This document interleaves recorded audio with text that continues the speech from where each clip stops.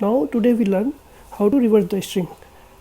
Now I am taking variable a and putting my name, hello Rahul, and in what way we can reverse the string? We will write print bracket, then string name a, square braces, semicolon, -1, and shift enter. So it is printing, reversing the string. What if we do it? I'm copying and I'm putting here. And what if I write it -2, shift enter? It is skipping one letter like L, then H, then R, and then this blank is skipped, and then O. So in this way we can skip a letter by giving a letter here. And now I want to skip 2 letters, -3.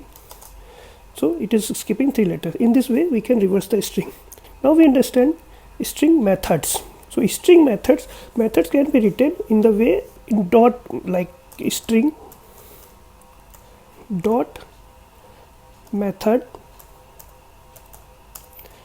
then bracket. In this manner we can write the method. Like method can be called by using dot. So now first today we take capitalize method. Syntax for capitalize, I'm commenting it, is string dot capitalize. Okay, now let's take a string. Let's take a string. I'm writing text as a variable, and I'm writing welcome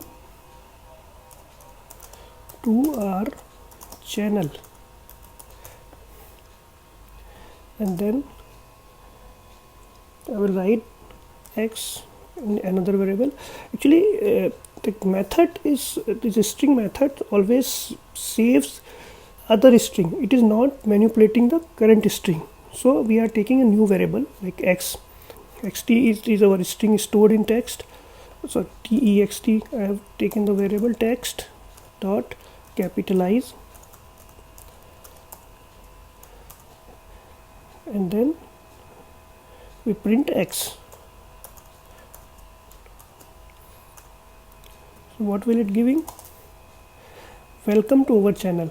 So this is small and this is capital. So what it did, it capitalized the initial letter. So this is the method, capitalize method.